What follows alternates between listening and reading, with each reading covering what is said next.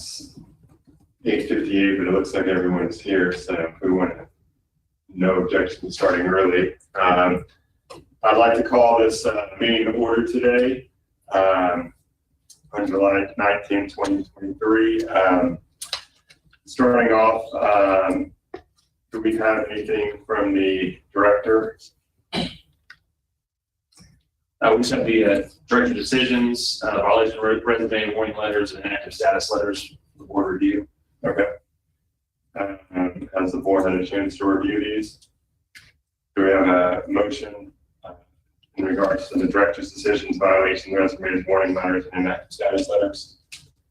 I make a motion we approve the director's decision, violation resume, warning letters, and inactive status letters. I'll second it. All in favor? Aye. Motion carries. And then setting next month's meeting, August 16th, work for everyone.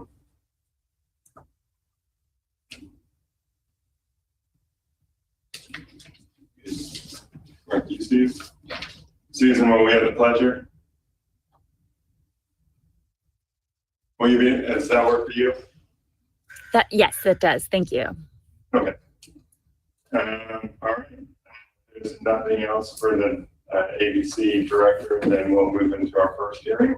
Yeah, that's correct. Yeah. Okay. All right. At this time, could Ms.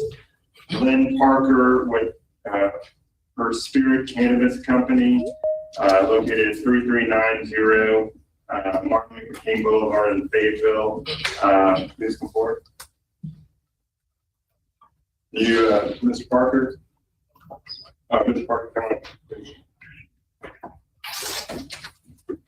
This is our first to have two tables working, so hopefully you're going to feel squeezed up.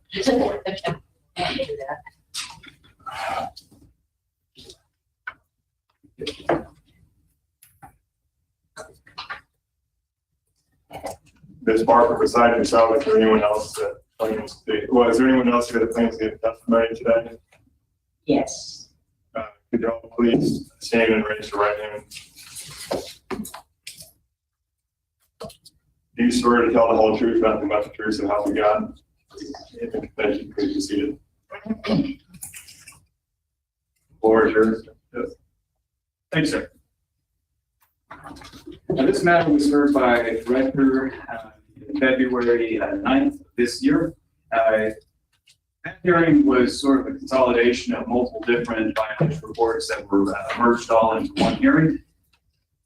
Permittee filed timely notice of appeal, which brings us here. The exhibit packet that I've presented to everyone, we have rules kind of up front, just covering the two main ones that are at issue today.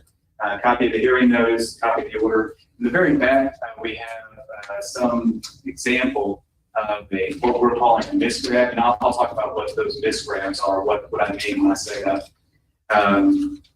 So first off, I guess if there's no objection, I've asked the board to accept our exhibit packet as ABC Exhibit 1. Accepted. Thank you. And if it's meets the pleasure of the board, I will ask Agent Basile to come up here and kind of walk us through a little bit about what the misgrab violation is.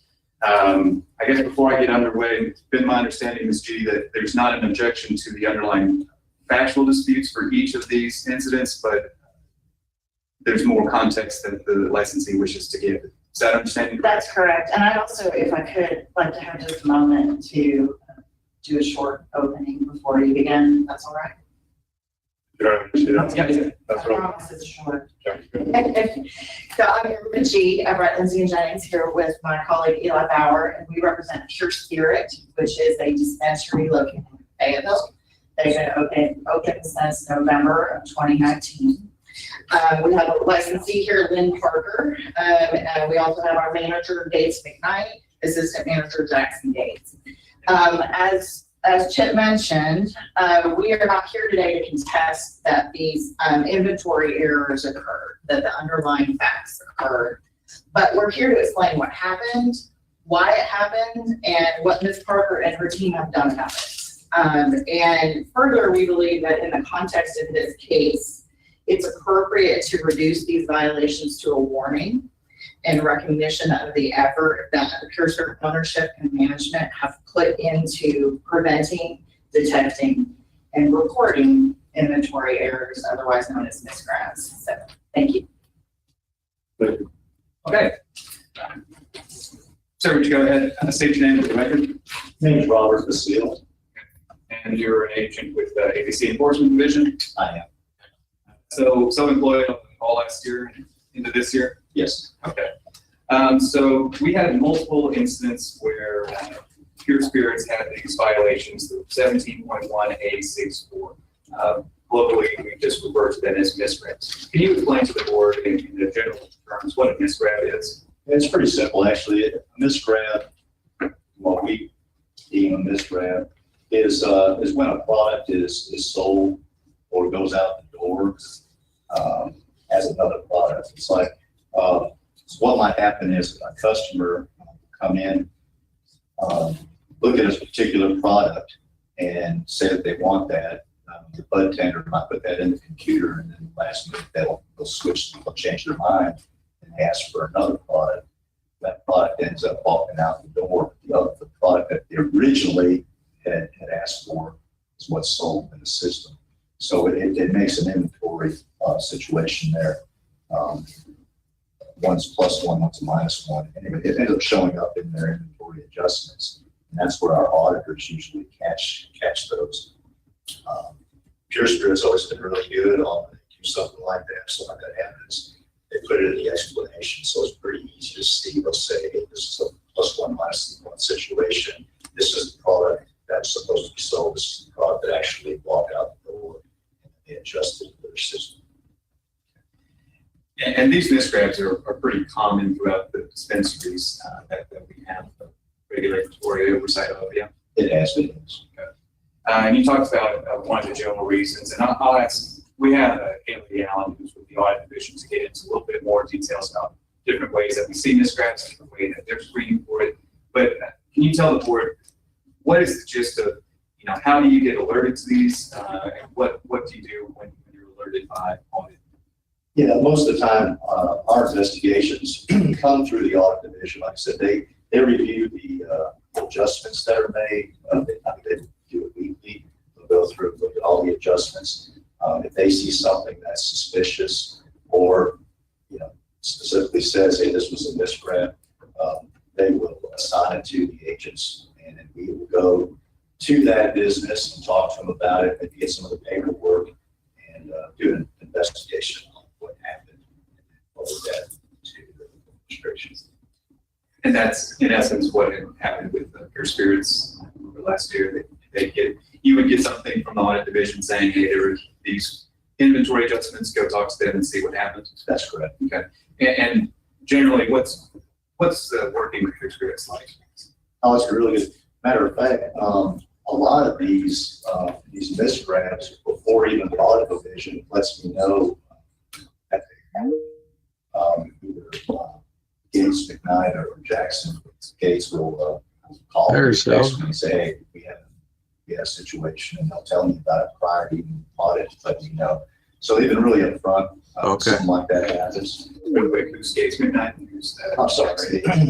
Gates McKnight is the general manager. Jackson Gates is their inventory manager. Pretty much. So the management usually lets me know ahead of time when something like that transpires. All right. Now, Agent Basile, we talked about how this is a commonplace sort of problem throughout dispensaries. What advice does enforcement give to dispensaries to try to negate these misgrabs, to try to keep them from happening in the first place? Yeah, I mean, we'll give ideas of what to do. Now, of course, I always tell them, I can't run your business. But here's a suggestion. And I've suggested different ways of doing their computer, putting stuff in certain rooms within the system to keep two different UINs going out at the same time, to where, like say you've got product A, but it has two different UINs and both of them are on the floor. Somebody might scan one of the items, and it takes, one of the items is run up, but there's the other UIN that gets run up ahead. is that they just scan one of the items, which throws off inventory. So the way they put stuff into their system, I've suggested that they have somebody checking, like one bartender does, bringing up, the other one may check, make sure what's in the bag is what was actually sold. Just things like that. Checking it at the door before it goes out. Different suggestions like that. And real quick, the UIN refers to that unique identification number. That's correct. And that's, How can one product actually have two UINs? Explain that. That's just the way it comes out of the cultivator. It's how it's produced and packaged. They'll have, it could be the same exact product made from different batches. It'll have a different UI. So basically, if you can have a product or a strain that came from two separate plants, it's the same original clone off of a mother plant, but because they came from two separate clones, they would have their own unique identifier number. I believe it's something to that effect. And Agent Allen can probably get into a little bit more of the nitty gritty about how inventory tracking and the UINs work. But essentially, yes, I don't think Ms. G would dispute that. Yeah, when a product is shipped, it's going to have a different UIN. Once it's in the dispensary, they can even do further splits to create new UINs. Perhaps if they like get a 1 pound bulk bag and they want to break that into eighths, then those eighths will have new UINs attached to it. So it is possible that the very same product can have different UINs. And it's also pretty common that within a batch, you can have different UINs just because it's been shipped out at different times, or there might be other reasons for it. So, okay, you had mentioned moving stuff into different rooms, so segregating the UINs into different rooms so no one accidentally scans the wrong UIN at a sale.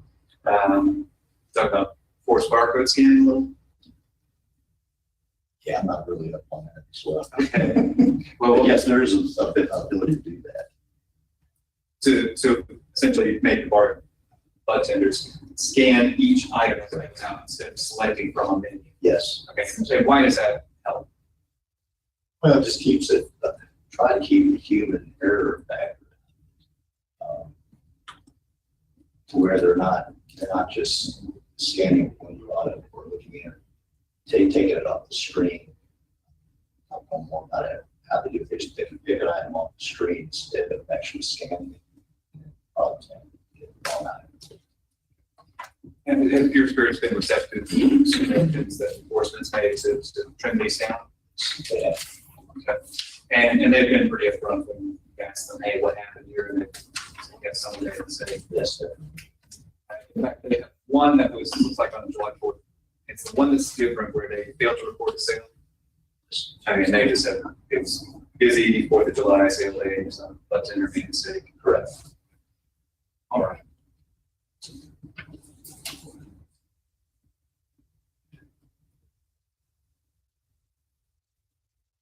Okay. Ron, is there anything else you think the board needs to know generally about misgrams or peer sharing? Steve? Thank you. Good morning, how are you? Good morning. Good. Agent Basile, how long have you been working in the medical marijuana field? Since it was passed in 2016. So you're pretty familiar with how the industry has evolved over time. Oh, yes. Were misgrabs consistently handled as violations from the very beginning? They were not. How were they handled in the beginning? I don't know if they actually were. I don't know if they were noticed, or I'm not sure why it wasn't worked like it is now. Like I said, that came from audit division. I think it was, they were speaking out of turn, but I think it was because they started noticing all these inventory adjustments and what was causing those inventory adjustments. So they started having us look into it a little bit closer. And I want to make sure that this is clear, so please forgive me if it already is, but the medical marijuana industry in Arkansas is required to track every single gram of product from beginning to end. That's correct. So is there another industry that you're aware of that requires that level of granular tracking?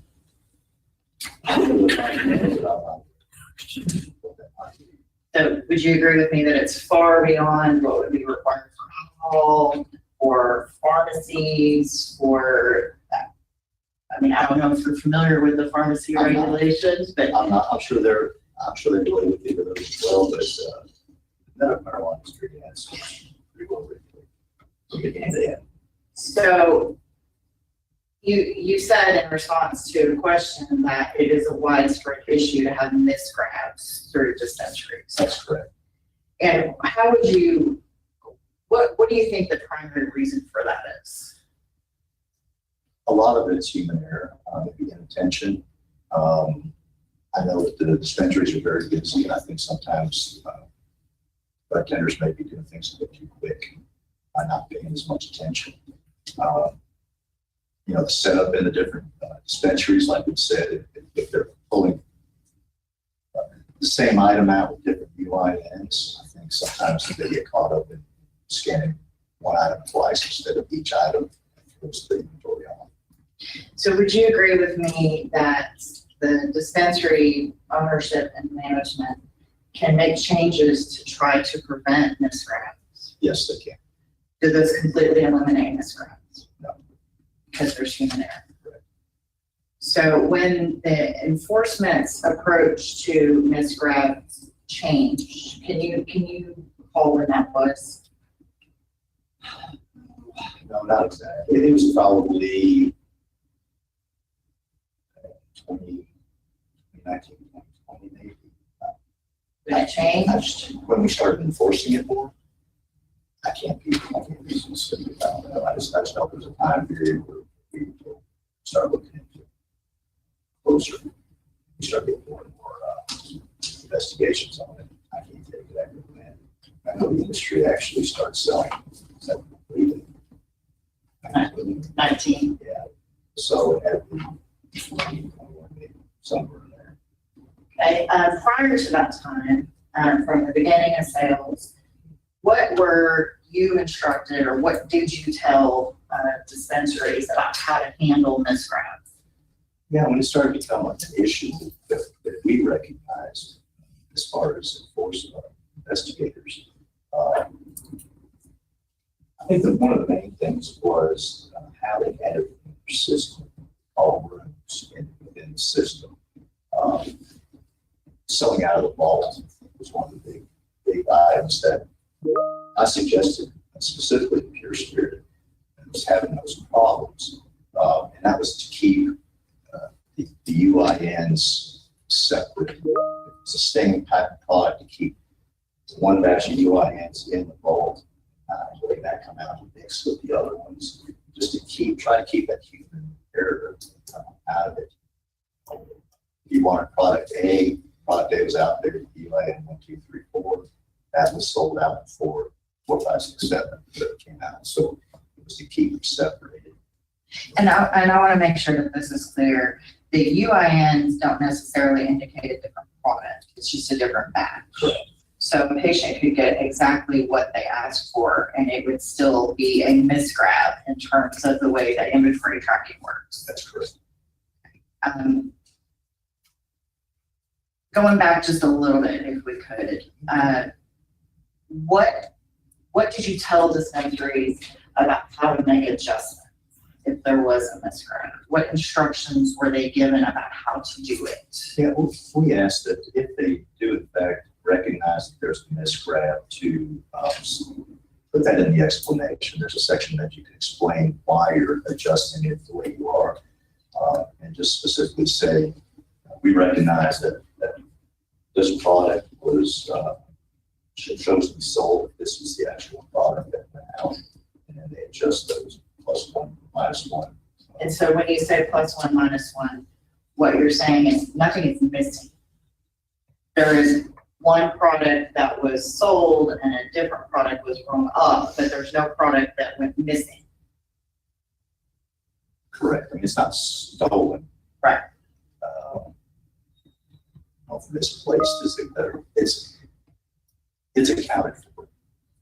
Okay, that it just doesn't, the computerized inventory doesn't match what I have. Yeah. So how many dispensaries do you visit on a regular basis? But myself, I don't know, but as an agency, we visit all of them.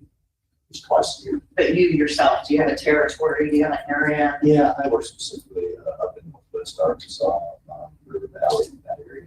Okay, and so how many dispensaries would you say you're pretty familiar with? The ones up in Northwest Arkansas more so than River Valley. Okay. That's 4, 5, 6, including Pure Spirit? Yes, Okay, and are miscreants an issue for all of those dispensaries they are. and throughout the industry? Yes. Would you say that Pure Spirit's approach to miscreants is the worst out of that group? No. Are they the best out of that group? They're up there at the top as being one of the best. They have adjusted a lot. Any suggestions that were made, they take it to heart. From what I can tell, they keep on their staff. One of the things that we do now is when we investigated, we will ask them, how did this happen? Why did it happen? Who was responsible for it if they were able to determine if it was a tender error, and disciplinary action that they may have taken. How did it they will have an answer for us. So I hope they take disciplinary action on some of their tenders for making errors or for numerous errors. And they've adjusted their staff operating procedures. Okay, returning one more time to the timeframe where ABC enforcement changed its approach to miscreants. And I think you said that was at the prompting of the audit division. Was there any sort of guidance or policy or communication with the licensees that the approach was changing? I think there was. I know that we put on classes, different places in the state to for the audit division to actually tell everyone that it's happening. Was that before or after the change? After we started enforcing it more, Yes. it was after that. And would it be fair to say that that was actually in response to the industry outcry, feeling that the game had changed in the middle? I think that had something to do with You mentioned that you felt that Pure Spirit management had responded to the suggestions that you had made. Correct. To improve their approach to adjustments and miscreants. Have you seen a change in overall with Pure Spirit and the number of miscreants that they've had? Yes, there's few. I mean, from what we're here talking about, I think there was like 11 violations within a period of time. They're not that many. Okay, so, and the time frame that we're talking about here might not be immediately obvious, but can you share the violations that we're here on today? When did those occur? Okay, if I share the, Sure.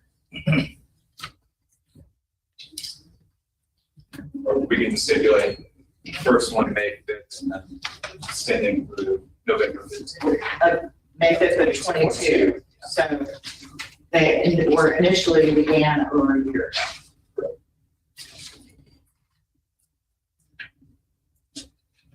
And then Yeah, a good question. You say this is happening in other dispensaries. Have you written violations at other dispensaries for this problem? Yes, Do you recall if any of those appealed those violations? to the board. Right. I'm not aware. This first appeal, I can recall. I think so, yeah. Anyone else for Asia Pacific? I don't think so. Not for me. Sound?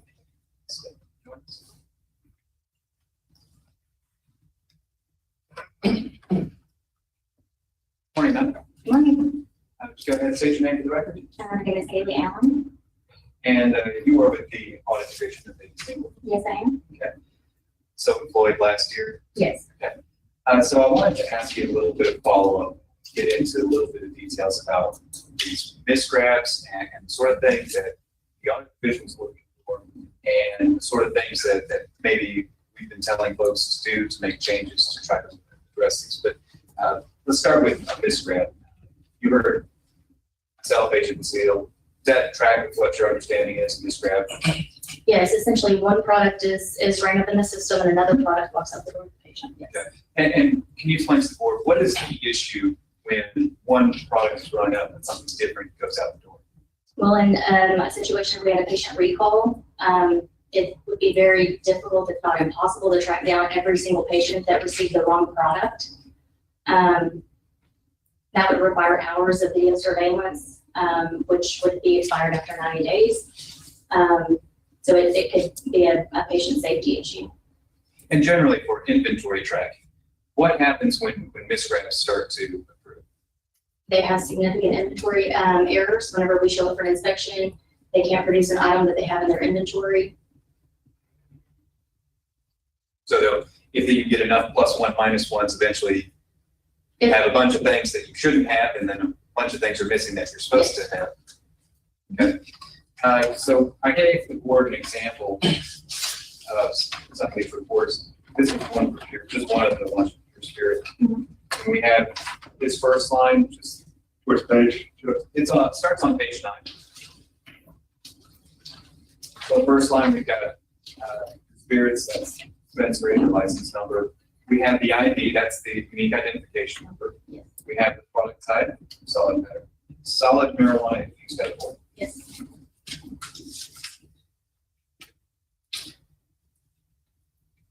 Gives a producer, and then we have, here's the adjustment. -1, +1, +1, -1. Yes. And then the last thing that we have on page reports is where the licensee essentially inputs the reason why they're making a -1 adjustment or a +1 adjustment. Yes.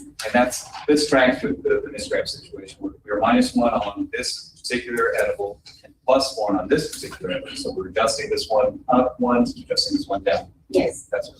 And how many inventory adjustments do you see? You heard, how many do you see in a given week? It used to be a lot more than it is now. We used to see between 12 and 1,500 a week. I would say now it's probably down to about 800 or 900 a week across the state. And those could be everything from adjusting off moisture loss to what kind of adjustments besides misgrabs are we seeing? Usually, well, we see a lot of moisture loss items. If they make a mistake, an inventory conversion issue, and they have to adjust the parent UIN back up for the weight of the child UIN, we see those. And then sometimes we don't have an explanation at all. It just says inventory on it, so we don't really know what those are. We have to call and ask questions and look into those. So you heard Agent Bastile's testimony. That's essentially the flow. You guys see something that appears to be a misgrab, send it to someone in the field. They'll go and make contact with the licensee. That's how that's essentially works. Okay. And is this a fairly commonplace throughout the dispensaries? A lot of folks have this issue. I would say it's fairly common. We definitely have some that have a lot more than others, but it is common. We do actually have some facilities that have none, though. So I got one question just to kind of pack it around all this. So if, say, like the dispensary over here today, or any dispensary that's out there, if they do a misgrab and they put it in the explanations, they don't leave it blank like you just mentioned, but if they put it in like +1, -1, give an explanation, as the rules are stated, is that anyone that does that, it'll be written up as a violation that we're seeing here today, or is there like a level of discretion to the enforcement to kind of look at, it's happened a long time? Like, how does that get, like, what's the determining factor on like how it goes from a misgrab to a violation? Is it a blanket every single one, or is it discretion for the enforcement officer? Not to steal Haley's thunder here, but just to give some explanation. Of course, admin would be the one ultimately. Enforcement will go out, look at these and determine did this misgrab have it or not. And then it would come to admin and we'll look at these. And you can see on the order that's in your packet, there were several of these misgrabs that we looked at.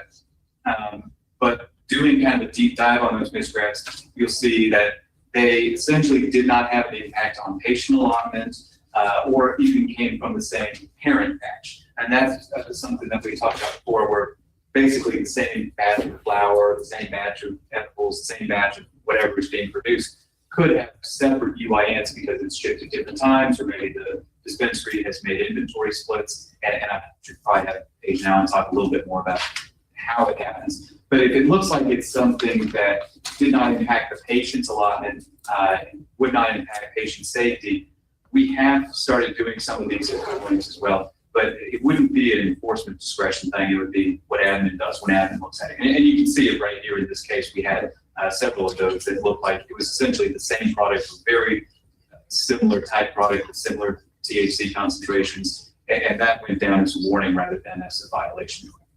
So then the protocol would be, we're all learning still a lot of this in the up here. So the protocol would be anytime the audit division finds an irregularity like this, it would always go in front of enforcement. Enforcement would then meet with the licensee. Enforcement would bring every single one of those misgrabs to the admin side, and then it would be the admin's discretion based off of kind of what you were saying there, Chip, on if it turns into a warning or if it's an actual violation. That would summarize the workflow, yes, sir. Okay. All right. Thank you. That just has a better picture for us. Hey, John, that brings up a point. Can you talk a little bit about what is enforcement telling folks to do to try to negate misgrabs or try to keep them from happening? What kind of corrective measures are we telling the dispensaries to do to avoid this? Anytime that they ask, for as far as the agents go, I'm usually not there with them on site unless we're doing an inspection, so I can't say what they tell them all the time. Usually we recommend doing the forced barcode scan if you're a BioTrack commercial user.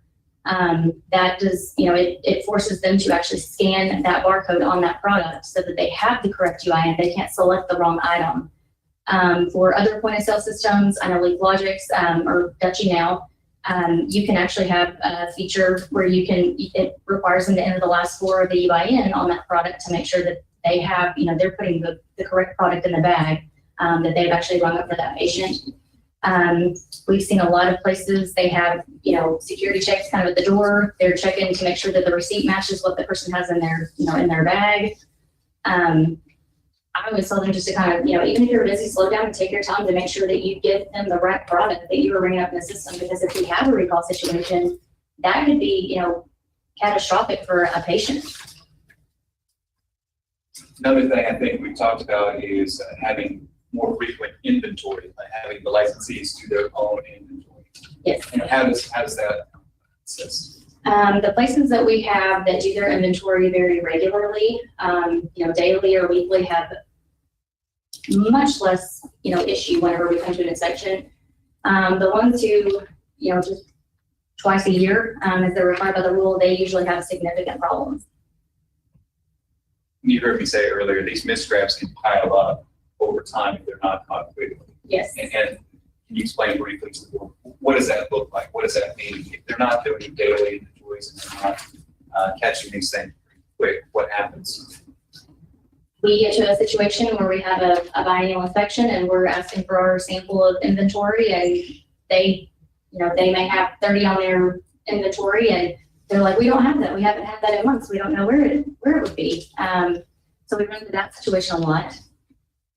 That's probably the most significant issue that we have as far as that following up goes. And you heard my explanations to the board about how essentially the same product can have different lines. Can you explain that to them a little bit? Well, the same overall batch, when it's first made at the cultivator, if there's 1,000 items, they may all have, from that initial conversion, 1,000 items for that one product UIN. As they sell that off, if they sell it in batches of 25, they sell that 25 off. That 25 has its own unique number so that we can track it, and that's what is sent to the dispensary. So it may come from the same overall batch on some of them, but they do have their own individual unique identification number. And even once it hits the dispensary might alter a product and do product splits to get different, yet another UIN that'll be on that. Yes, the dispensary can sublot, if they want to put it on their sales floor and keep the rest in their vault, they can do that, and they have to relabel them with their new UIN. But ultimately, we can track with one UIN. Okay, this is the one that was perhaps sold, but this is where it came from. This is the original parent lot, or this is parent lot, and here's the grandparent lot. So we can Yes. follow that all the way back and see if the patient actually got the same thing, or if they got something different UIN, different harvest date, different test date. See all that. Yeah. I don't think I have anything else, Ms. Thanks. Good morning. Morning, Mr. Allen. Does enforcement forward every single adjustment that you look at to administration? 800, 900 a week? As far as, you mean from, like, if I'm looking at them, do I forward every single one of them? Not to administration, no. We look through them and look for, things that are very odd or out of place. And those get sent to an investigator, and that investigator makes contact with the facility. They kind of try to find out what happened, and then they would submit that to the administration fund. So you say odd or out of place. So what are you looking for when you're reviewing adjustments and determining which ones need further investigation? If we have something like a product started at 5 pounds and they've got a pound of moisture loss just written off, and there's no rhyme or reason to it, we ask questions. If they have something that we don't know where this item went to, it's just not here, we send that. A lot of it is determined by the amount of the adjustment for one, but the explanation that is provided as well. Okay, let's drill down a little bit into this context. So in the context of a dispensary and a misgrab situation, what are you looking for when you decide how to handle it? If I see a +1, -1, they're the same product type, they have an explanation that it's a misgrab, it goes to an investigator. Is there another kind of misgrab situation that would go to an investigator? No, every misgrab, if it comes across my desk, it goes to an investigator. And you mentioned patient safety recall. How many of those have there been? So far, none, to my knowledge. So that hasn't actually been a situation that has occurred. Not at this point, no, not that I'm aware of. Me either. David. Yeah, good. It's good news.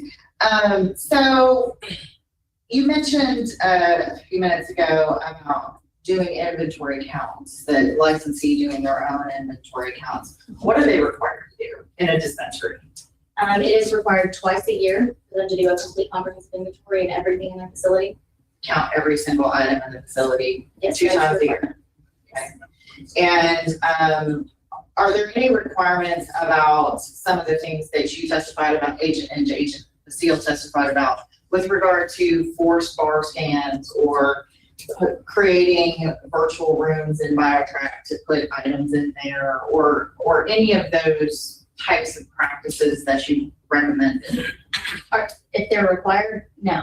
By the rules, no. Is there anything in the rule about any of that? Not that I'm aware of, no. So at this point, at least, these are practices that some licensees have chosen to do Yes, to try to get a better handle on their. yes. Okay. And you mentioned also that you have some dispensaries that have no errors at all, Mhm. no adjustments at all. Yes. How would you explain that? They have very tight inventory controls.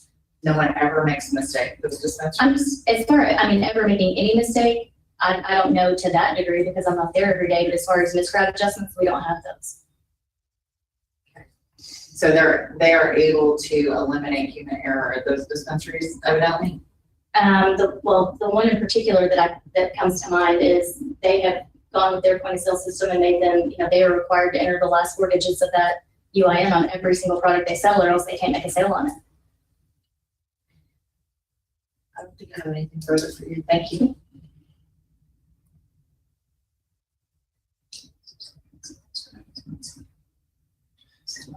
Anything you think the board needs to know about misgrabs or what we're looking for? Not really, I guess that I can think of. Members of the board, any questions for? I'm good, thank you. Everybody's good.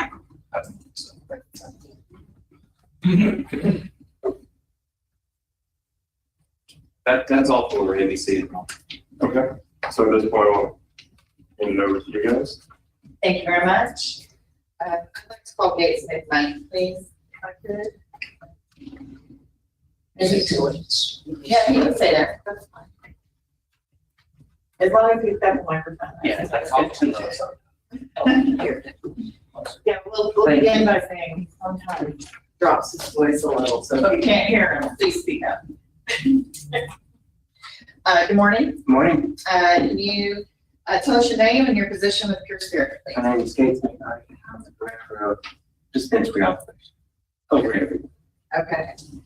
I gave you the wrong title earlier, I'm sorry. That's okay. How long have you been with the company? Since the inception, probably March of 19 to get everything set up to open. And then they're since. And you've been in that same role the whole time? Correct. And so your responsibilities in that role include Everything, hiring, firing, inventory, sales, promotion, ordering, all of it. and do you create the standard operating procedures for the dispensary? Along with me and my team. Sometimes they come up with great ideas and I may not believe it will work, but we work and it works. So together as a group, we make it work. And we have changed our processes constantly. To improve them. Yes. So for those who haven't been in a dispensary, particularly as a patient, to see how the transactions work, can you summarize a little bit what the board members might encounter if they were to walk into your dispensary as a patient and make a purchase? After you get through the control processes to get to the bartender, bartender takes their order, visits with them, talks about different strains, for the patients. Patient tells them what they need. We have day stock, we call it. It's behind them in cabinets that pull what patients want. Go over it with them and bring every single item for the patient, total out, they're ready to go. Then one thing we've implemented from Rob's is when they finish, they take this product, they check it, they put it in the bag. So basically they're checking everything that they wrong and putting it in the bag. And that's where we catch. If they do that job correctly, we will catch an incorrect item for a patient or got two ring up. These scanners are pretty sensitive, just like at Walmart, and it'll catch two. But if it only has one, so now we've overcharged the patient, and the patients appreciate it because they feel like you're taking care of them. And it goes in the bag. We do not let anybody take product out in their pockets and their hands. Everything goes in the bag, stapled with the receipt on the top. And then they're out the door. So we have that control. When they ring it up, they cannot, we have eliminated, they said, picking it off the screen. They cannot pick it off the screen. And I want to interrupt you right there a little bit and talk about the mechanics of the point of sale system that you're using. Can you describe how that works, what you're actually doing when you're bringing something up? They'll scan it, look at the screen to make sure it came up, the item that was there. So it's just like at Walmart, they're one, but they're taking much more time with each single item. We eliminated to where you could, say you had 6 of the exact same thing, they could scan it, put quantity 6, they cannot do that anymore. They cannot do it. And so when you ring something up, it's actually connected to the electronic inventory system at the dispensary. In the dispensary. Case in point, if it's happened, one of my tenders down here, and they've got one item or 2 items, and they ran 2, they hadn't completely selling it. There's only 2 left in the system, and this person down here tries to ring it, it won't let them because it thinks I have a 0. So the system's pretty good about that. You can't oversell. If you got 25 in, you can't sell 26. It will not let you do it. Okay, so unlike Walmart, it's actually connecting with the state inventory system each time you bring something out. I mean, I don't know, it's exactly simultaneous, but it is the same. It will, and when the transaction is completed, on to the state, takes it out of the state system, and it comes back to us complete. But when it does that, it's checking to make sure they're not going up their allotment. So the system checks it. What's their allotment? Yeah, 2.5 ounces every 14 days, and it's a rolling allotment, so you can't oversell. It will not let you do it. So when we've heard several references to picking something off the screen, what's that mean? At some point in time, so there's a QR code, it's printed, it won't scan, it's a little dark, it can print correctly. Cultivation, they, if it wouldn't, they could go and actually look, chisel, flower, dates, and if you got 3 batches, if they didn't pay attention, they would pick the wrong batch. That was not the one. And what helped us on that was when we separated rooms. So they can't, but now they can get off the screen, eliminated that. If they scan something and it doesn't scan, they're not allowed to, they stop. One of us, we go, we will print a correct QR code. So when you talk about forced scans, just want to make sure we're all following Okay. here. You used to be able to choose something off the screen, which Correct. was often the wrong UIN. It was huge potential for error. And it did happen. Because you could have multiple UINs for the same product. Correct. Okay, so you don't allow people to do that anymore. Okay. Is that a rule? Is that in the rules as far as you're aware?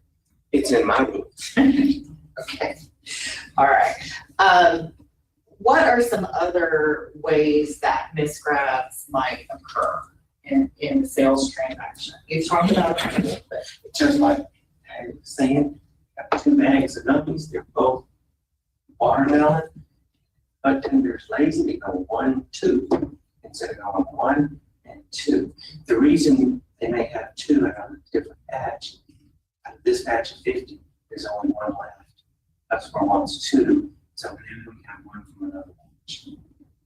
So that's how you can get into multiple batches. Also, we do online orders, so those orders will sit until the patient picks them up. It's live inventory, it's only if it's in there, an order for a patient. They have 2 different batches in there. They put them in on the outside of the bag, they wrote 2, the wrong UIN, which means it's not in the system. I own whatever's in the bag. And then the bud tender, when they do it, they didn't pay attention. Basically. so in the misgrabs that you're familiar with, do patients, are they usually leaving with the product that they wanted? 99% of the time, yes, ma'am. And if they leave with a product that is not what they wanted, what happens? If they complain, or if they call me with it, we always bring it back. We'll fix it immediately for you. Some of them will go, oh, it's okay, I'll keep what I want. I just want to let you know I got the wrong thing. And usually we'll give them a discount. We can. So, have you improved on the number of misgrabs that occurred at Pure Spirit since you opened? Yes, ma'am. We're down to maybe 1 every 6, 8 weeks. I mean, we're down to nothing. I mean, and we control this inventory in the back door out the front. I get a shipment, down to the flower, 128 days. Open that box, we count every single one. We also double check the UIN numbers on every single one. So if a cultivator has one wrong one in there, we catch it at that point in time, and we never take the wrong one into our system. We either receive it short or we send the whole batch back to the cultivator. It's the UIN. Okay, I'm gonna give you, some charts that we've prepared here. Do you recognize this information down at the that you have? Yes, ma'am. All right. And I'm not sure which page you've got on top there, the inventory adjustments per unit, Per transaction. per transaction. Thank you. Would you like that as accepted as exhibit one? Yes, sir, thank you. Okay. Could you please explain to the board members what they're looking at? And start with inventory adjustments per total transactions. Is that the one you guys have on the top? Okay, It shows you, I guess you want to say, in 2019, as we go through the learning curve on how we're doing this, all the pages still, we're learning how to do it. And when we first started, we were under the impression keep our inventory correct. All we did is just put adjustments. And as we've gotten better, we put more safeguards, done enough things to take care of inventory, to pay attention to inventory, so you can see we get better and better and better. And usually, if you start having this a little bit more or something, you might follow an associate and you can zero in on that, because it's going to show up real quick. As good as we are, it shows up real quick, and we can have that and take care of that problem. And everybody in my store has tried. We count our inventory to the piece every single day. we're gonna come back to that. Okay. But you can, And I apologize, we don't have it electronically to share with you. you can tell, we're down to 0.0389 of 1% Of each transaction. of transactions, yeah. This is any sort of inventory adjustment in comparison to the number of transactions, number of sales that you've made. Correct. And this is not just misread, this is any kind of adjustment that we've had to make in the system. Any kind, it's just adjustments. I ask you a question. Yes, sir. Done a great job of improving. And I think sometimes it may be a result of the inspection saying you're not doing a good job.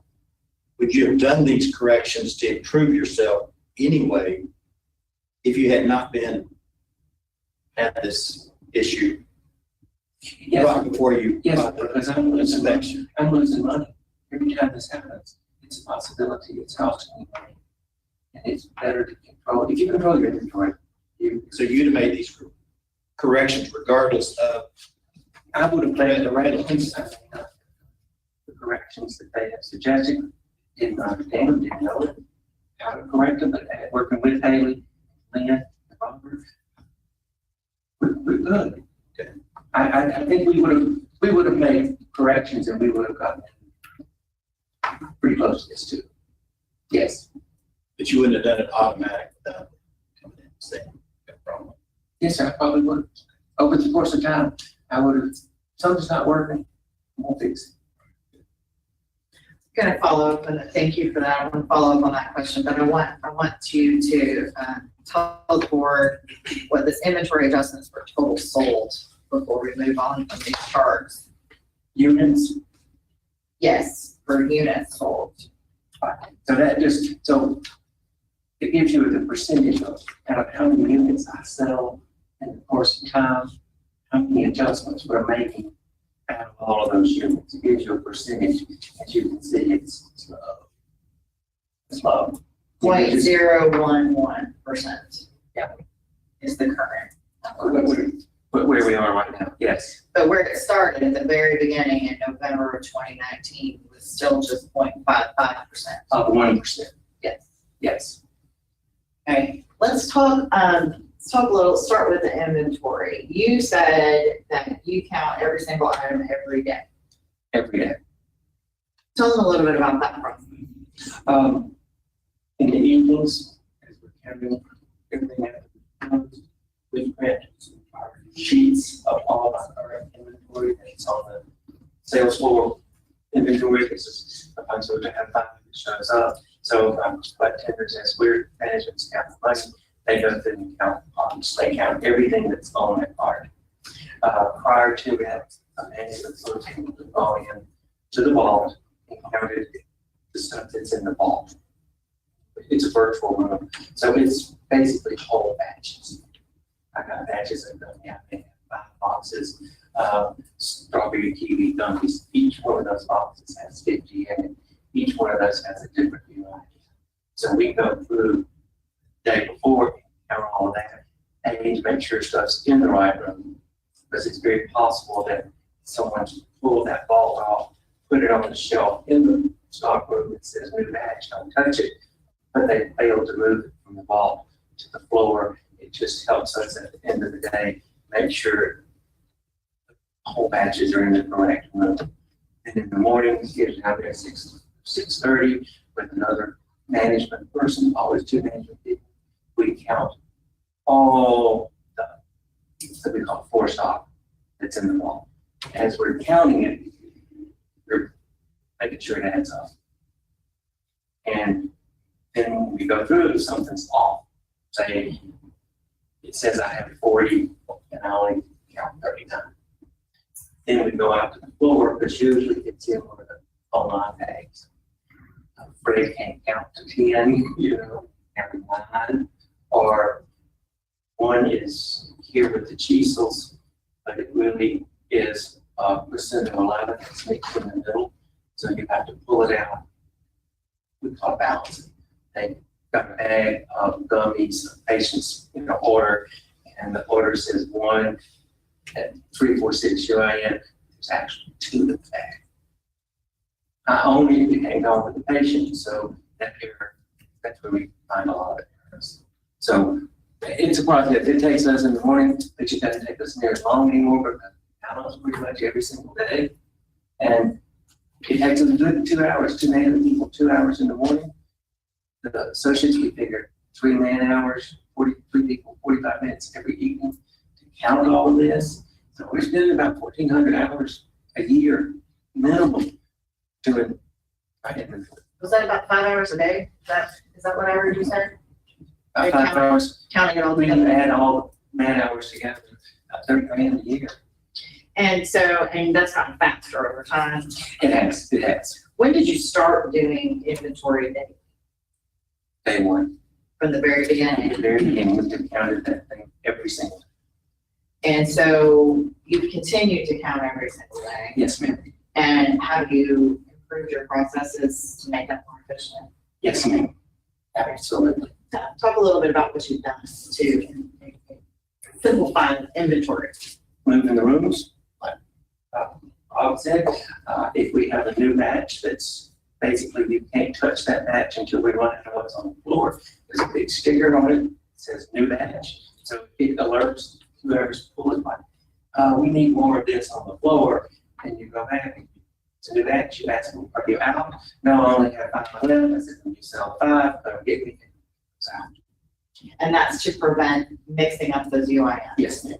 Where you end up with multiple UINs on the floor is, I had something on sale today. I sold out of it, but 15 of them are in my online bags, which I own. So they're waiting for customers to pick up. We've got a new batch out. If you order today, then you don't end up picking it up. Well, that older batch is in that bag, so it has to come out. It goes on the floor. When we put, there's mixed batches on the cart. The ones that are different stick on the top of them. So patient let tenders know something's different.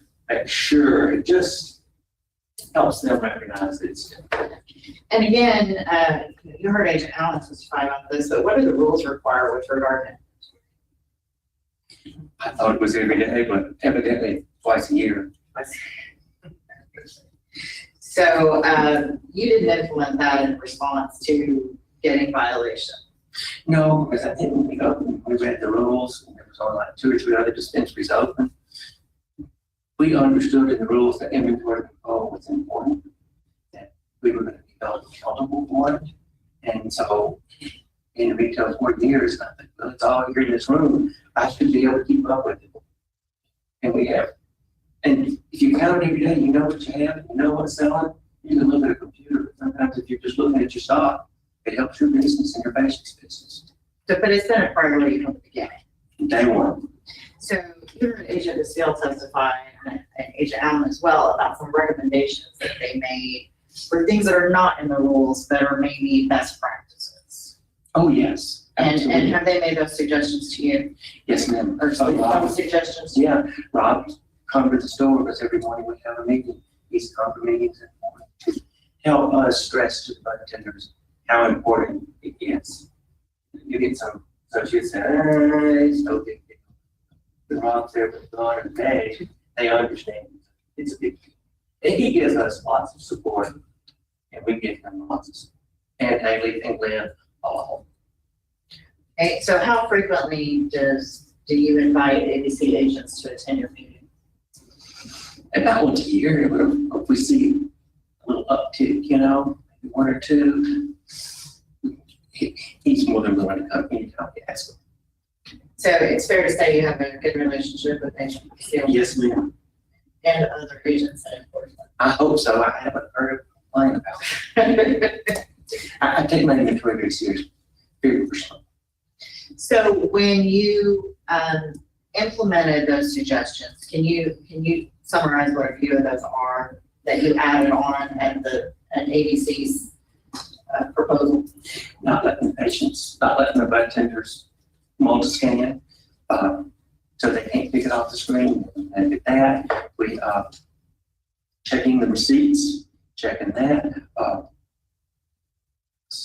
We just check the order, so when you pull an online order, it's not in BioTrack. It's just in my online system, that they're to check everything that's in the bag with the patient before they ring it up. So that's a suggestion, just to double check. 4-star scanning? Yes, they have to, you can't take anything off the screen. And you mentioned a couple of times, and I think Agent Phil mentioned too, about rooms and BioTrack. Can you explain what that means? Are these actual rooms? No, they're virtual rooms. So you've got all of your fuel badges in the ballroom. Then you have a room that is the sales floor THC. So it has to go from the vault to the sales floor THC side. Virtually. Virtually. You just move it in the BioTrack system. So therefore, you have a quarantine. This is stuff that we're going to destroy. Somebody dropped a jar of honey. We all that honey up, put it in a Ziploc bag, and move it to quarantine until we destroy it. And we destroy it probably once every 4 to 5 months, and that's starting at lunch. And we do all pre-packs. I do not sublot. By the time we sublot anything, when we change the UINs, it's going to be destroyed. Because you can't move just one UIN to your destroyed link. You have to sublot it and move it into tracking, like you said. Okay. In a typical week, how many total transactions does Pure Spirit have? We do about 450 a day. So if you're looking right at a lot. We do the math real quick. So You're open 7 days a week. 7 days a week. And on busy days, we can do 750 Transactions. transactions. So how many items would be? Our average transaction is 3.5 items per transaction. Sometimes one lady bought 64 cards one day. But Kendra literally ran up 64 cards. And when you have a big order like that, before it goes in his bag, I'll another management person over and we'll do it together just to keep them correct. So about how many inventory adjustments are occurring in a week at Pure Spirit these days? For Miss Grab, pretty much this is a quarter of one. Close to zero? Close to zero, because in the year, you just gotta have them. And we did, and we main reason we did it every day. So if there is a problem, it narrows our window to find out. Case in point, 4-pack of grapes, box this big grape. You look on the system and you can say, we only sold 2 yesterday. You can look at the 2 patients that bought it, what time they bought it. And you can go make sure they were out the door. And then you can go to your online ordering system and go, this person ordered one but they didn't buy one. So Jackson will go to the time frame, pull the camera, and we could see that this button actually got it, put it there, writing everything up. Because they're constantly talking. Getting it out the door, getting it all up. It's legit. But Jackson, just narrows your time frame to find your mistakes. Thank you. I don't have any. Morning, Mr. Speaker. Good morning.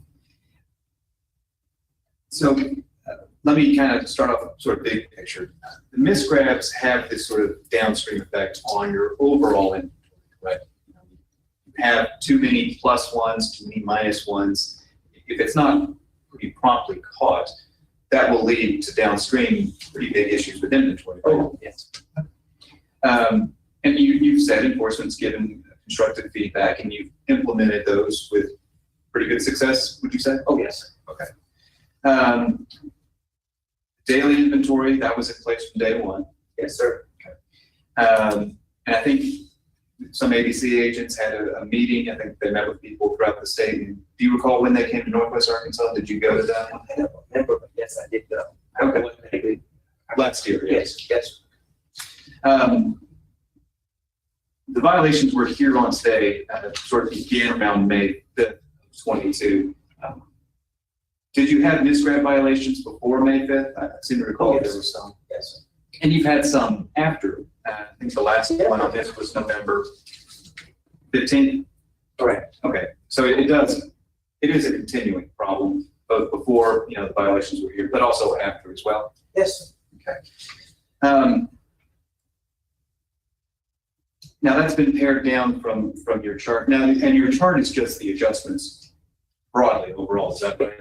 Correct. Not just the misread. It's any kind of adjustment that you had to make for whatever reason. Can you tell the board what sort of reasons would you have to to adjust inventory that aren't related to misgrabs? Bottle track. It's wonderful. So you get down to one item left. The inventory system says you have one. Okay, but tender goes to ring that one. It says not enough. And you're like, what? So you have to go into bottle track. To do this, you open up your adjustment screen. It says you have one. And then you put in what your new adjustment is. You put one. So you've made an adjustment, but you really haven't added anything or taken anything away. But once you do that and save it, it allows you to sell that one item. You're tricking the system is what you're doing. But you're not causing an overage or a shortage at all. And they do not, when we do those adjustments, I have an MC on it and they understand what we've done.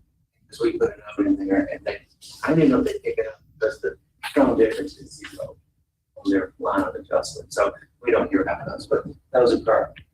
Not near what they used to, but you do get one. Would these inventory adjustments also include like moisture adjustments? No, because I do all pre-pack, so I do not adjust from moisture. So everything I get comes from the cultivator already packaged. It comes in the back door, we check it in, and it's 20%. I don't weigh anything. I don't do any of that. Just doing the counting. Just counts. Okay. Yes. And what I'm picking up is that misgrabs essentially are human error. That someone scans a thing or doesn't scan a thing, patient gets something other than what. Absolutely. And I would anticipate, tell me if I'm wrong, this is more likely to occur when it's a busy day, when you have a lot of patients coming in and out. Is that fair? That's fair. And you guys are in Fayetteville, so you do probably as much business as anyone else, and probably more than a lot of dispensaries. Yes, we usually around 4 or 5%, as far as countage goes. Is it your testimony for the board today that there's no way to completely eliminate misgrabs because that would mean completely eliminating human error? Is that, I don't want to put words in your mouth, but.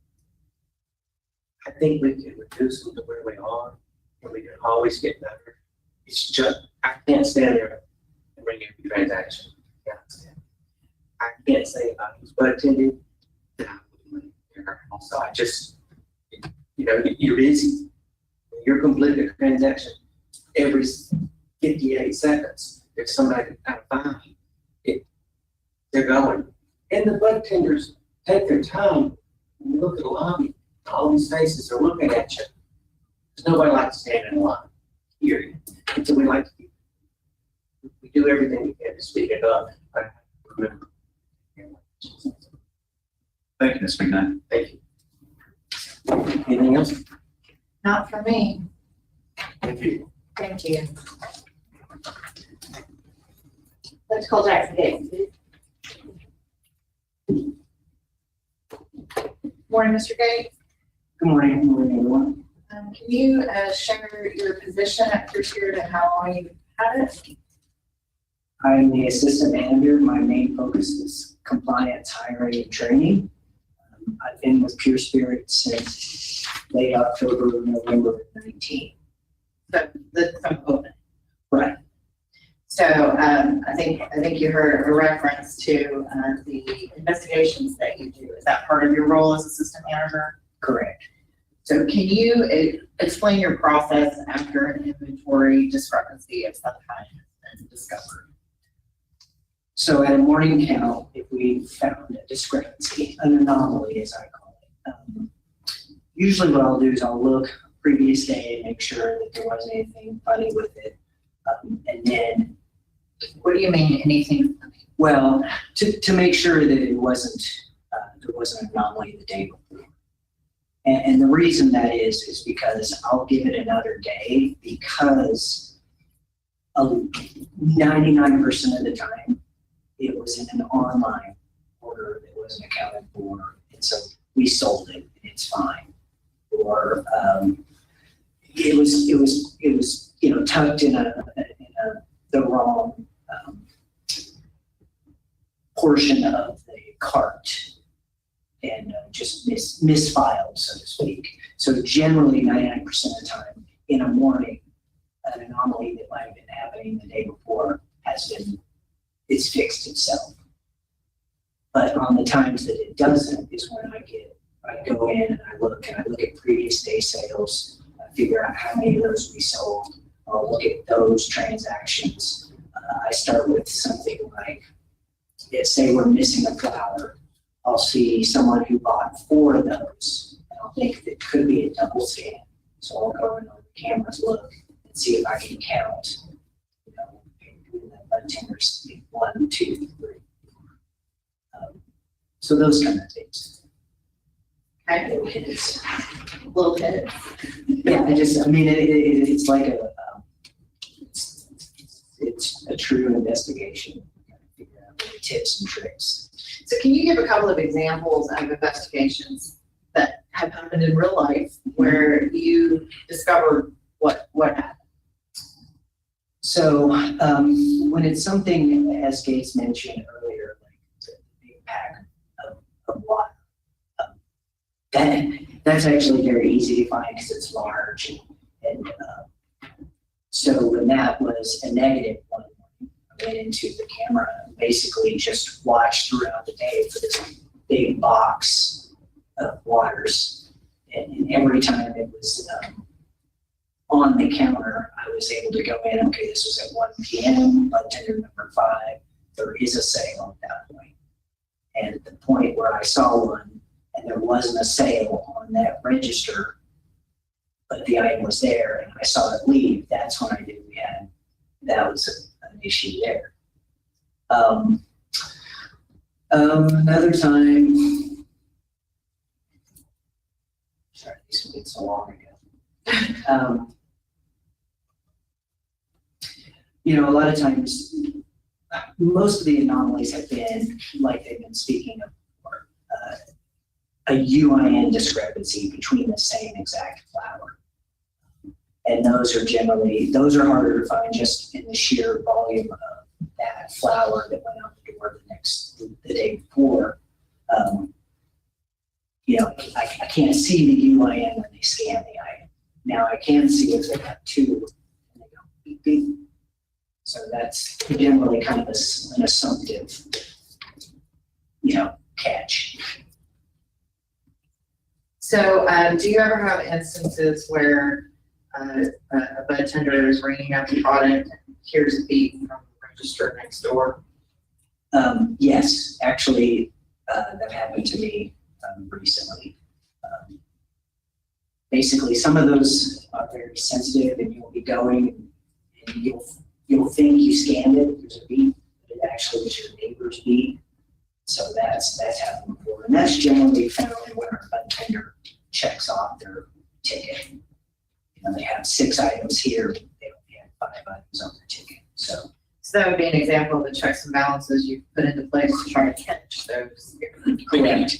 And at that time, a manager has to come over and void that sale, and so the bud tender's generally embarrassed or acknowledges what happened. So they remember that because the manager comes over, voids the sale, and I generally stand there and watch him finish the process again, just to oversight.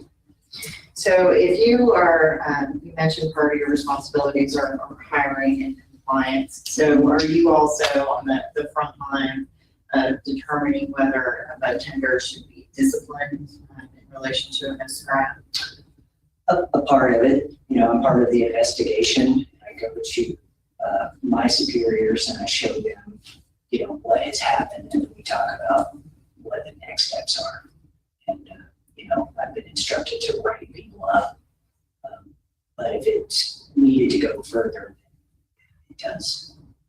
So there's discipline that occurs when it's appropriate. Yes, we are very clear with our team that inventory is very important. As Gage mentioned, I take it personal as well. It's just very important. So you mentioned that you spend less time than you used to Yes. doing investigations. Can you try to quantify that? Well, it has to do with some of the changes we made. The virtual rooms made a big impact. Basically, we used to just have to count. Everything was in one big active canvas. But once we started segregating into virtual rooms, it allowed us to go in and count different aspects, different rooms at different moments. So as Gates alluded to earlier, in the evenings, management counts the back stock, or what we call the wall.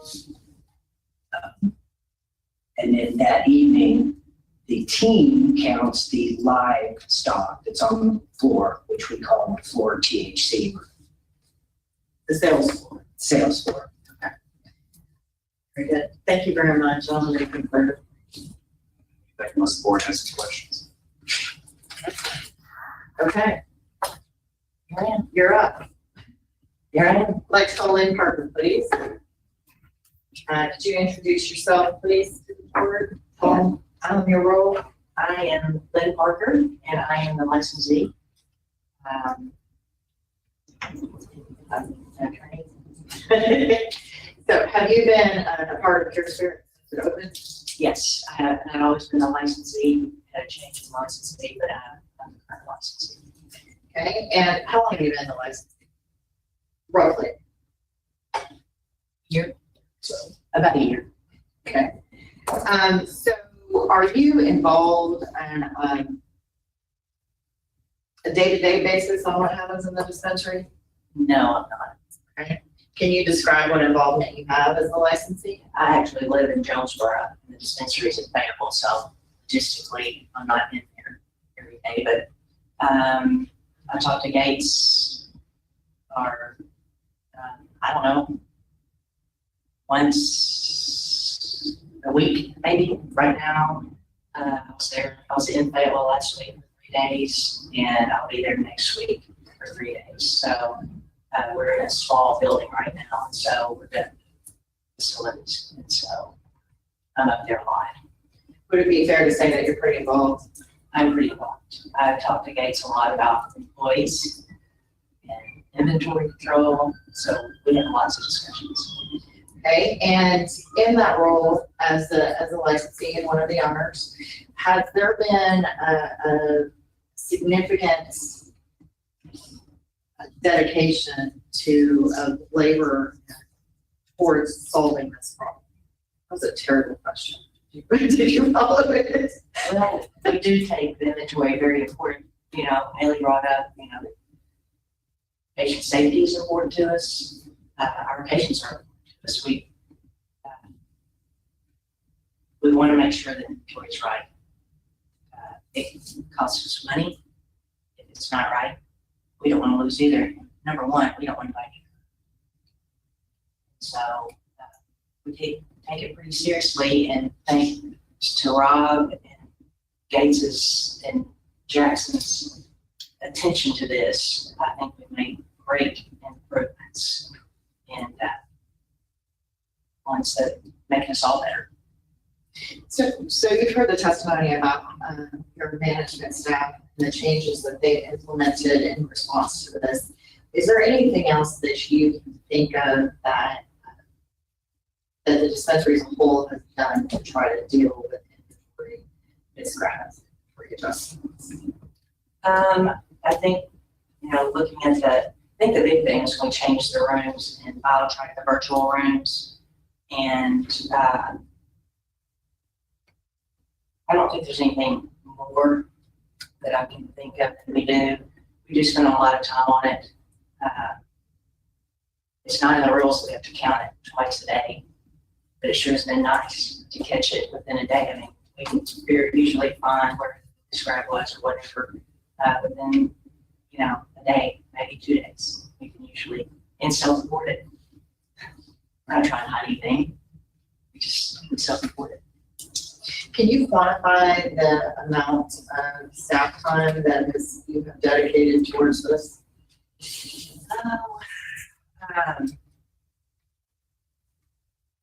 would say about 3.5 hours a day for staff, and then we committed tens of thousands of dollars to make sure our employees do what they need to do with inventory.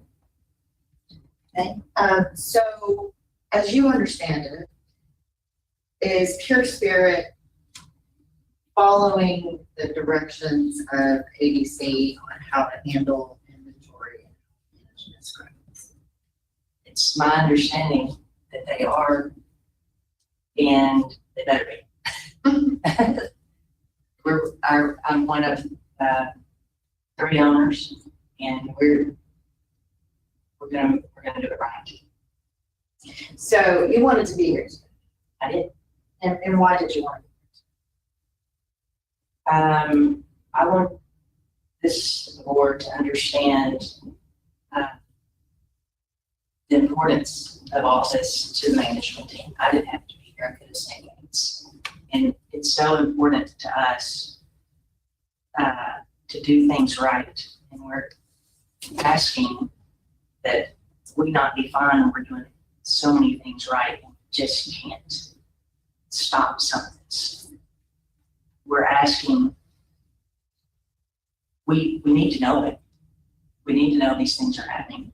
I don't mind knowing it, but we're getting fined for stuff that we're not intentionally doing. And we're just asking for help. And it's important enough for me to be here to ask y'all to get some assistance from the funds that are levied against us. So do you believe that it would be appropriate for the board to consider all of the ways in which Pure Spirit has gone above and beyond what the rules require when they decide how they should respond to these particular violations? Yes. That is.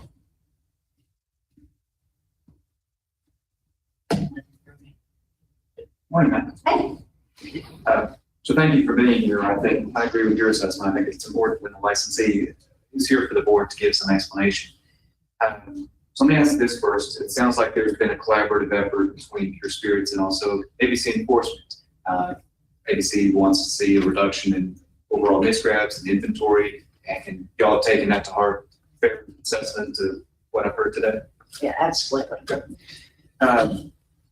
You also said that you're doing about 3.5, your students is doing about 3.5 hours of inventory every single day to make sure that that inventory is tracking, right? That's not specific for Ms. Grabs, that's any kind of inventory issues. Absolutely, we want to know everything that's happening. Okay. And that also, besides the ABC rules, beneficial for any business to cut down on shrinkage, to track, you know, what's selling, what's popular, and help future orders. Is that fair? Sure. Okay. You heard Mr. McKnight, he said that there were some violations for Ms. Grabs prior to May 5th, and there have been violations for Ms. Grabs after November 15th as well. Is that accurate? That's it. And your pitch today to the board is to not be fined for these misgrabs from last year. It is.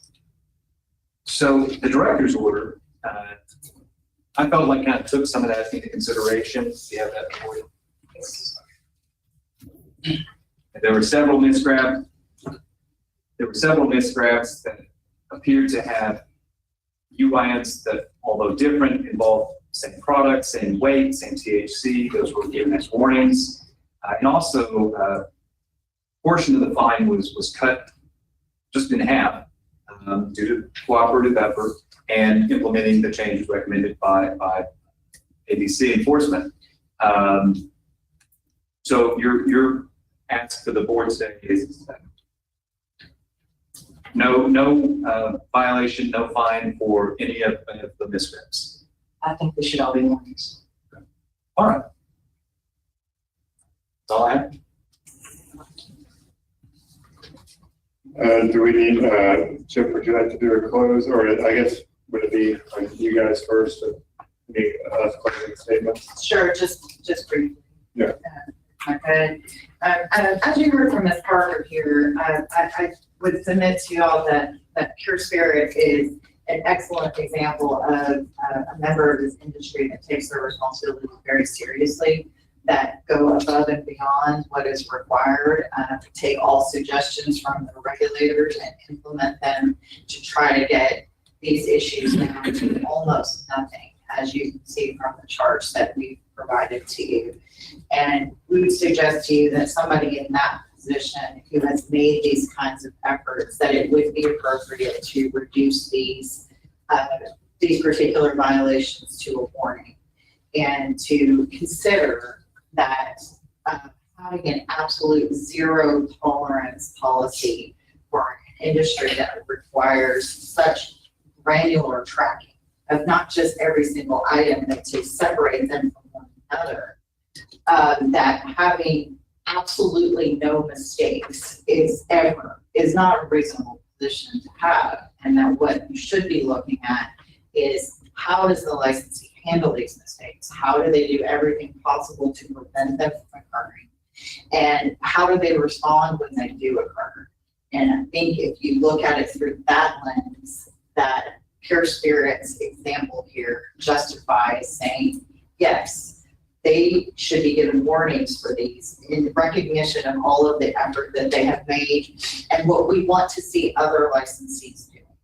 And I think that's would be the message that we would ask for you to send to the industry.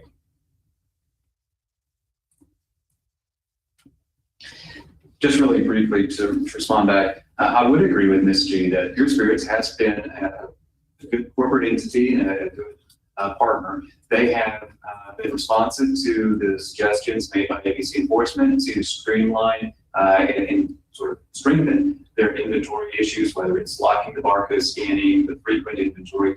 I absolutely agree with all that. But that's also why in the director's decision, there's a substantial discount on the overall fine. So that's already sort of been taken into account. There were also several misgrab situations that we were able to identify as being identical products or almost identical products with no significant difference in THC, weight, and so those were given as warnings. So, you know, licensee has been given benefit of the doubt, and they have been given some consideration for their subsequent remedial measures, as I feel like they should be. But this is a heavily regulated industry. This is not the first, none of these are the first misgrab violations that Pure Spirit has had. They're also not the last. There have been others. And my suggestion is they have gotten the benefit of their hard work in terms of the way we have looked at this. And we've looked at this as they are certainly responsive and trying to do better, but these mistakes are still happening. And these mistakes over time can cause problems with inventory tracking, as you heard with Agent Allen, can cause issues when it comes to a recall situation, which admittedly we have not had. But there are problems that either real or potential that can result in having inventory that's off. So I would submit that ABC admin already has given them a fairly substantial discount and quite benefit of the doubt. We'd ask you to affirm the director's decision.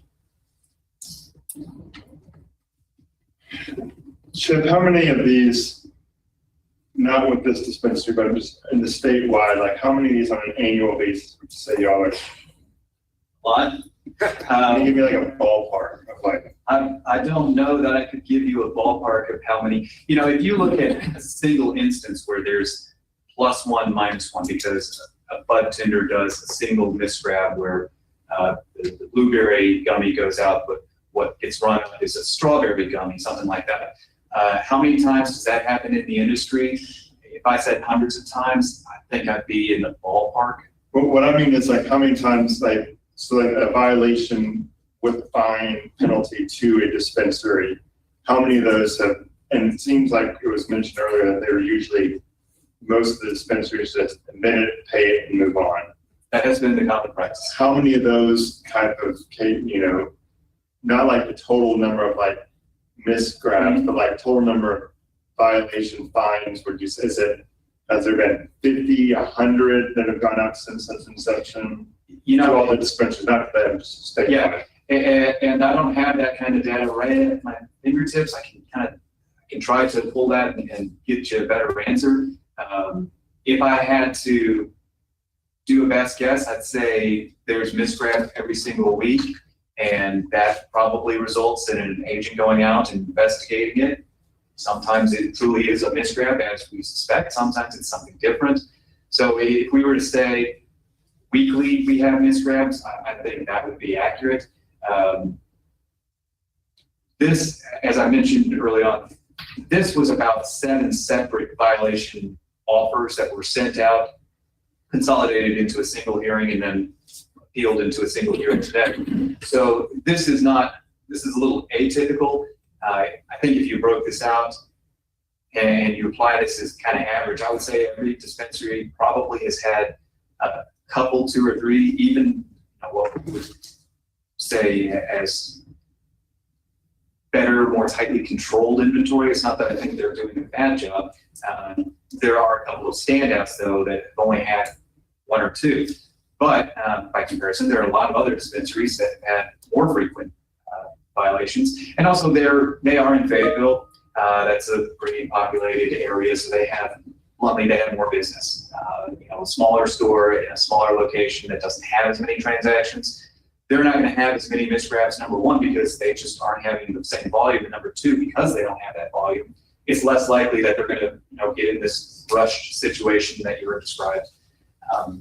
I'm sorry, that was a very long walk to say. I'm not exactly sure how many we have. It's just good information for us to have. I think, speaking on myself on the board, the concern that I see, we can certainly recognize the data all supports that y'all are going in the right direction, and appreciate y'all working with the ABC and the capacity that you have.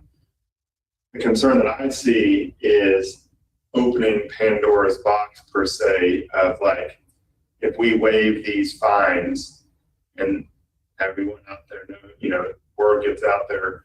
I don't want, as exciting as it was today to learn a lot about the accounting of plus and minuses within the BioTrack system.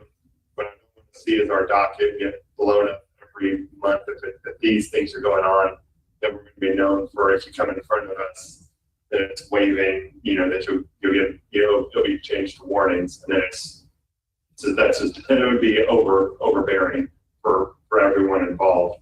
But on the same notion, I do see what y'all done, and can appreciate that it's going in the right right direction. So I don't have a motion to bring forward and send for the board's consideration. That's something we have to, how to address it. I'll make a motion. Okay. First of all, thank you everybody for coming. The agents, all the information that we've gotten. Fortunately, we don't get these too often. I can see that y'all have made great strides for great improvement. I think trying to do a good job. We have, these stores probably have less issues. Maybe it's because they have less volume to deal with. But when I look at the whole picture, I'm going to have to agree with Chip on the fact that they did make some adjustments. They did suspend some fines. We cut it in half. Gave warnings instead of fines in some areas. And my motion would be just based on that and probably the repercussions have been allowing this to be no fines at all, create an undue pressure on us with people coming in.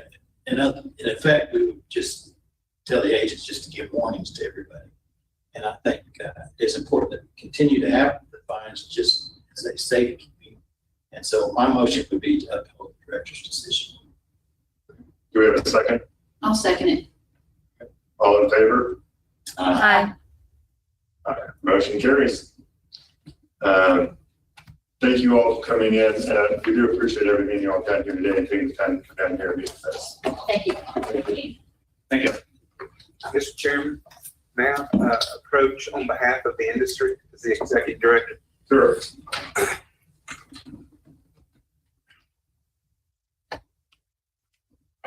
Thank you. This is impromptu, but while we're here and while it's fresh on your mind, I would ask that you, as the ABC Commission, consider promulgating a rule that allows for a variance on these adjustments so that there is some wiggle room there. You've heard from one of my better licensees, and to Haley's point, there may be a couple of folks out there that haven't had industry adjustments. That's because they're not doing any business. The folks that are doing business, we're doing 25,000 transactions a day in the industry with the cultivators and the dispensaries. So there is going to be some human error, and it's impossible for them to meet a standard of zero error. Right. So if you did a percentage of the total volume, say less than whatever you guys would feel reasonable, I don't know what that would be, that as long as you fell underneath that bar, Yes. there is no fine. But once you become, there's a level where there's a level where you're not being careful enough. That's correct. And I can tell you from an industry and having conversations with our licensees, those that would go over that variance, we would support you hammering them. I mean, we understand that this is a tightly regulated industry. We actually like that. It helps our businesses succeed, but there is human error, and there should be some level of variance there that if you fall below, you get a warning. If you go above it and you're a consistent bad actor, then you guys, should, the agents and the commission should. I think you guys would have to come up with that number for us to look at and say, yes. What would you suggest? I mean, that would be after something you have to go back. I'm sure. There's higher. 0.5% is what theirs has been. So No, that's the highest it ever was. It's 0.01. yes. 0.01%. I mean, we will work through staff to come up with something that makes sense.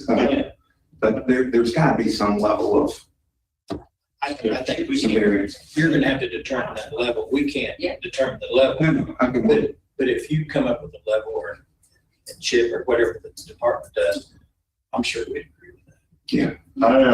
To that same point, I toured one of the grow facilities with Chip yesterday, and as part of that conversation, as we were kind of leaving it, there was kind of a broader discussion that there's probably time, it's been long enough now to look at not just this issue, but there's other outstanding things out there to try to patch some rules and things that just a lot's learned and changed in the industry since it started.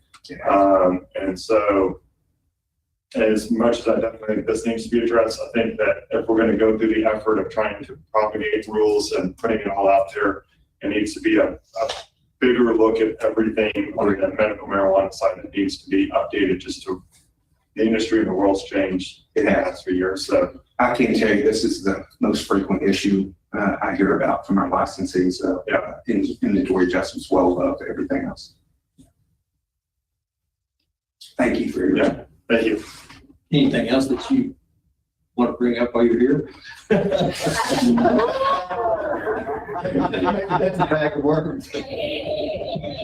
Director Biden may have a stun gun back there. Okay. Thank you. Thank you guys for your time. Thank you. Thank you.